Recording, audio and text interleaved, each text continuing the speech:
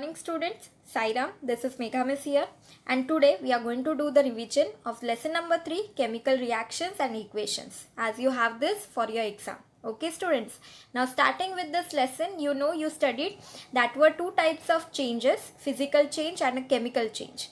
And as you know, in this chapter we are just considering the chemical changes. So related to that chemical change, we have studied about the chemical reaction. What is student chemical reaction? It is a process in which some substances undergo bond breaking and are transformed into new substances by formation of new bonds. New bonds are formed and new substances are formed from the older one. Okay. Now chemical reaction is represented by writing a chemical equation. We can write a chemical equation for representing the chemical reaction.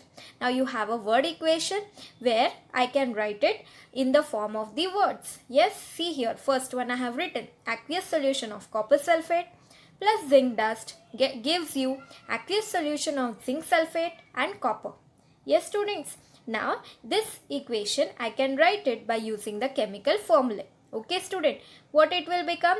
CuSO4 plus Zn gives you ZnSO4 plus Cu. So copper sulfate plus zinc has given you zinc sulfate plus copper. Okay, so word equation we can make it into more condensed form by using the chemical formula. Okay students, now next part you studied, that was balancing a chemical reaction. Yes, so here we are going to study the balancing. One example I have taken, that is NaOH. Okay, sodium hydroxide plus H2SO4 sulfuric acid gives you Na2SO4, that is sodium sulfate plus water. Now what are the steps first you have to write? You have to count the number of atoms of each element in the products and the reactant. So if you see here, my elements I have taken sodium. Okay, my first element, number of atoms in reactant is 1. Number of atoms in products are 2. Okay, then I have done for same oxygen 5, 5. So can I say oxygen is balanced on both sides? Yes. Hydrogen, if you see, it is 3 and 2. Can I say they are balanced? No. Sulfur, if I see, it is 1, 1. Are they balanced? Yes. So what I have to balance? I have to balance sodium and hydrogen 2. Okay. Now, the number of oxygen and sulfur atoms are equal on both sides. Hence, we don't have to balance them. Okay. What we have to balance, as I told you now, sodium and hydrogen. Okay.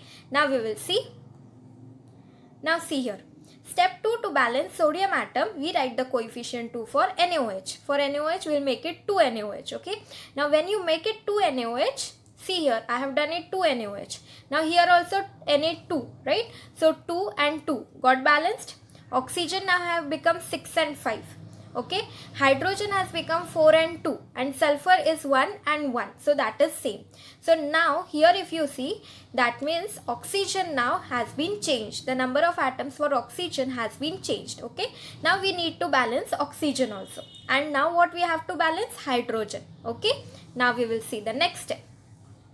Now what we are going to do? To balance hydrogen, we write coefficient 2 for H2O. For H2O, what we will write? 2 as the coefficient, okay, in the product side. Hence the equation becomes, you can see it here, 2 NaOH, here Na2. So sodium is our balanced. When I write here 2H2O, okay, I have written. Now when you see again, count the elements, Na has become 2, it has got balanced. Oxygen has become 6, it has got balanced. Hydrogen has become 4, so it has got balanced. Sulfur is 1 and 1, it is already balanced. Okay, so the number of atoms of elements are now equal on both the sides. Hence, we will say that the equation has become balanced. So, what is our balanced equation, students? See here, this is my balanced equation. That is, just a moment, 2 NaOH plus H2SO4 gives you Na2SO4 plus 2H2O.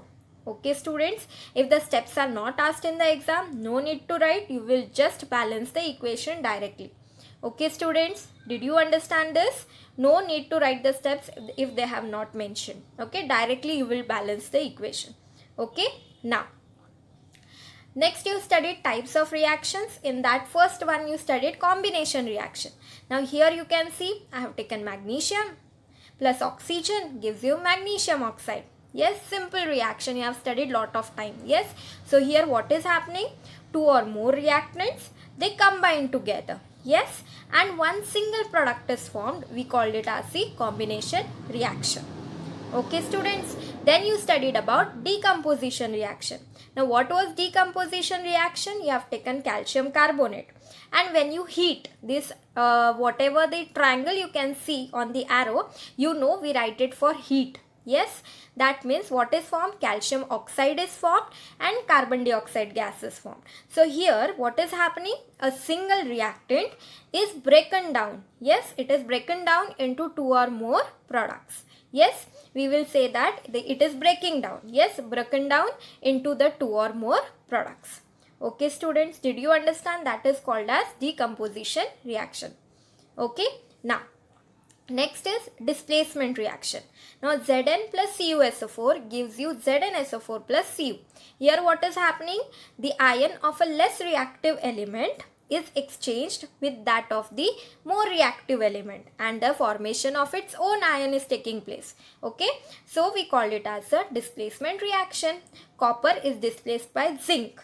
Okay students, so zinc sulfate has been formed and copper has been released. Okay, next you studied about double displacement reaction. Now what was double displacement reaction? Now the reaction in which the ions are exchanged, okay, of the reactants to form a precipitate. We called it as a double displacement reaction. Okay, if you see here the reaction, barium sulfate I have taken, okay, BaSO4 plus K2CrO4 I have taken, potassium chromate. You get barium chromate plus potassium sulfate. So here precipitate of barium chromate you will get. Okay, and precipitate, you know, we write it using a downward arrow. Upward arrow we write for the gases. So here barium chromate is our precipitate. So we are going to mention it with a downward arrow. See here I can write a downward arrow like this here. Why? Because it is the precipitate. Okay, so in double displacement, simple, you will remember, in the reaction you just find out whether you are seeing this arrow. If you see this arrow, that means it is a double displacement reaction. Why? Because the precipitate is being formed. Okay students, I hope you understood this. Yes, now next we are going to study, that is the endothermic and exothermic reactions. You studied this. Now what was endothermic reaction? That means the heat is absorbed during the chemical reaction. Okay, that is the endothermic reaction. You can see here calcium carbonate is taken plus heat. Plus heat means heat is involved inside. Okay, and then you get the formation of calcium oxide and carbon dioxide gas. Okay, while in exothermic, what you can see students, that the heat is given out. Yes, so we called it as exo. Endo means inside, exo means outside. Okay, so calcium oxide plus water gives you calcium hydroxide plus heat. Okay, I hope till here you understood. Yes, we have studied the 4 different types of reaction: combination, decomposition, double displacement reaction and displacement reaction. And then you studied about endothermic reaction and exothermic reaction. Yes, simple. Now oxidation reaction, the chemical reaction in which a reactant combines with oxygen or loses hydrogen to form a product, is called oxidation reaction. So what is oxidation reaction students? The chemical reaction in which a reactant combines with oxygen.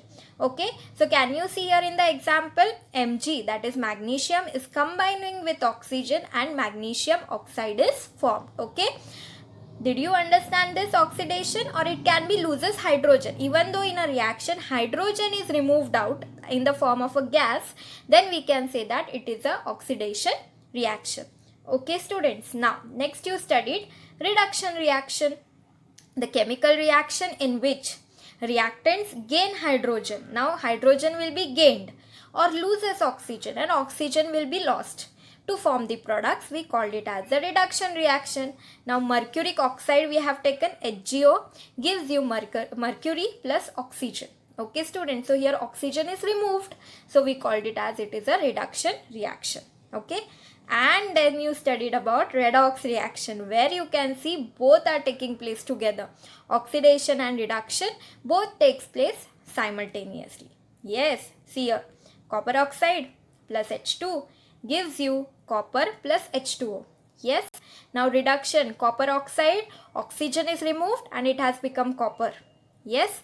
While H2 has got oxidized, it has taken up that oxygen and water is been formed. So it is the reduction reaction. Both the reaction will take place simultaneously. Okay students.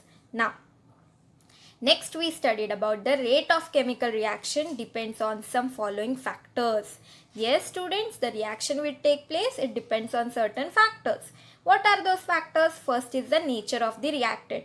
What is the nature of reactant? That means which metal is more reactive and which metal is less reactive may also alter the rate of the chemical reaction. Rate means what? How much fast or slow the reaction will take place. Okay. Now on reaction of both Al, that is aluminium, and zinc with dilute HCl, what happens? H2 gas is liberated and water soluble salts of these metals are formed. However, reaction with aluminium metal is very faster, okay, as compared with the zinc metal. So the nature of metal is responsible for this difference. So aluminium, if you take, more fast I'll get the production of H2 gas. But if I use zinc, I'll take more time. Okay. So nature of reactant is important. Next you studied size of the particles of reactants. Now you know the rate of the reaction depends upon the size of the particles. Yes, taking part in the chemical reaction.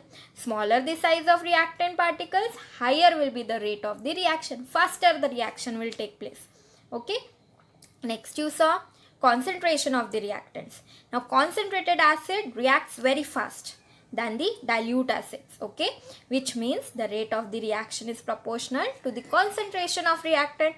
More concentration, more fast reaction. Less concentration, less speed of the reaction. Okay. Now next is temperature of the reaction. The rate of the reaction increases on increasing temperature. The rate will increase if you increase the temperature. Okay students. Next you studied that was the catalyst. Now all of you know students what is a catalyst. Yes, the substance in whose presence the rate of the chemical reaction changes without causing any chemical change to it is called a catalyst. In simple words, you can say catalyst is that substance when you add in any of the reaction will increase the rate of the reaction, but it will not take part in the chemical reaction. Okay students. Now the decomposition of hydrogen peroxide into water and oxygen takes place slowly at room temperature. Okay, so hydrogen peroxide, if I want to break, that is hydrogen peroxide means H2O2. If I want to break it into H2 and O2 gases, it is very slow at room temperature. But when I add manganese dioxide powder to it, what will happen? The reaction will increase. The rate of reaction will increase. Okay students. Now next you studied that some oxidation reactions are brought about by use of certain chemical substances. So we are using certain chemical substances to bring about the reaction. Okay. Now what are those? Now ethyl alcohol, you can see when I am using K2Cr2O7 and H2SO4. When I am using this two together, I am getting some, in bracket you can see some oxygen is written. Oh, that is nascent oxygen. What you call students it as? Nascent oxygen. Now what is this nascent oxygen? This oxygen when gets added to ethyl alcohol, you get the formation of acetic acid. Okay students. Now see here. Here the potassium dichromate makes oxygen available for the oxidation of the reactant ethyl alcohol. Such chemical substances which bring about oxidation reaction by making oxygen available are called oxidants or oxidizing agents. What you call them as? Oxidizing agents. Okay student, just see here. You have this K2Cr2O7. Yes. Now this potassium dichromate, when you use it with H2SO4, you react them, you get the formation of oxygen. Okay. Now this oxygen we call them as nascent oxygen. Yes student, what you will call them as? Nascent oxygen. And nascent oxygen we always write it in the bracket. A single O we write. Okay. Now see here, do you know, I think you have read this, the textbook, whatever do you know is given in your textbook. please read the textbook, please read the lessons thoroughly, then you can answer any question in the exam. Okay, no need to mug up also everything, you can easily answer. Okay, now see here, a variety of oxidants are used to bring about a controlled oxidation, that is potassium dichromate and H2SO4, or you can have KMNO4 plus H2SO4 if you do, are commonly used chemical oxidants. What we call them as chemical oxidants. Why oxidants? Because they give us oxygen, extra oxygen which we require. Okay, hydrogen peroxide is used as a mild oxidant. We can use hydrogen peroxide also. Okay, ozone is also a chemical oxidant. Remember this, students. Nascent oxygen is generated by chemical oxidants and it is used for oxidation reaction. As I told you, extra whatever oxygen we require, we can get it from reacting this all things together. That means potassium dichromate with H2SO4, KMNO4 with H2SO4, or hydrogen peroxide also can give you oxygen, and we write it in the bracket with a single letter O. Okay, now see here, all the reactions are given, and you can see if you are doing with O3, ozone, you are getting a single. Okay, single oxygen you are getting. If you are doing with hydrogen peroxide, again one nascent oxygen you are getting. But if you are using potassium dichromate and you are using sulfuric acid, you see you are getting 3 nascent. Yes, you can see it here, 3 nascent oxygen you are getting. So nascent oxygen, it is a state prior, yes, to the formation of O2 molecule. Prior means what? You know, single oxygen you don't have, you have diatom of oxygen. Yes, but to get this single atom of oxygen and use it in the reaction, this is a prior state. Okay, so it is, yes, I'll just make it like this, it is reactive form of oxygen. It is very reactive, and it is represented by writing the symbol as like this. In square brackets you will write a single O, not O2. It is not in diatomic state. I hope it is clear now to you. Okay, now next we are going to see, that is now this diagram. It is given in your text in the question answers, and you had a doubt what exactly is happening here. Yes, now in the above diagram, process of rusting is taking place. Okay, student, now a certain type of reddish color solid layer collects on the metallic surface. So here you can see, now here you can see it is blue color only, but in your textbook it is properly given, it is reddish color. Okay, now this reddish color, where you can see this one, this is that reddish color part. Okay, now this layer we called it as rust. Okay, student, now its chemical formula, remember, of the rust is Fe2O3.XH2O. X is written H2O because water of crystallization may vary. Okay, you know, .XH2O means we are writing it for water of crystallization. Yes, the rust is formed by a electrochemical reaction. Remember, students, which type of reaction? Electrochemical reaction. Yes. Now different regions on the surface of the ion becomes anode and the cathode. On the ion surface, different region will act as a cathode and an anode. Now Fe is oxidized to Fe2 plus in the anode region. So Fe will oxidize, means what? It is giving away 2 electrons. Yes, and it is becoming Fe2 plus. Okay, students, you can see the reaction, it is shown here, and it is already written here also. So same you have to copy. You don't have to make any changes in that reactions. Okay, I have given this answer in the notes also. Same reactions I have written which occurs at the anode and the cathode. Okay, now O2 reduces to form water. What will do oxygen? Oxygen will attach to the hydrogen atoms, okay, from the and with the 4 electrons to form 2 H2O atoms. Yes, so what it is happening? O2 is reduced to form water in the cathode region. O2 plus 4H plus 4 electrons will give you 2 H2O. See, same reaction it is written here, while this same reaction you have to copy for the cathode regions. Okay, it is already given, students, so you don't have to think how this reaction has come. You have to just copy it, and you have to write that oxygen, it has taken up 4 H plus. Yes, it has attached to 4 H plus ions, hydrogen atoms, that is plus 4 electrons are there, because you know it is 2H2. As it is 2H2 means how many hydrogen? 4 hydrogen. So I have written 4H plus. And to that many to satisfy, get the stability, it will require 4 electrons to get that stability, right? So it is O2 plus 4H plus 4 electrons will make it up to a water molecule. Okay, 2 water molecules. Now when Fe2 plus ions, when this Fe2 plus ions, they migrate from the anode and react with this water, what they will do? They will migrate to this cathode region water molecule. So what will happen? They will further get oxidized to Fe3 plus. Can you see this Fe2 plus? It will go and react here where the water molecule O2 is present. O2 will be converting to water, and you will see that this Fe2 plus will go and stick to that water molecule and it will turn to Fe3 plus. Okay, now see here students, a reddish colored brown, that is the hydrated oxide is formed, that is Fe3 plus ions. It is called as the rust. It collects on the surface. You will see that it is getting collected. Reddish color hydrated oxide is formed, which will be formed because with the Fe3 plus ions, and it is called as the rust. We will see that reaction.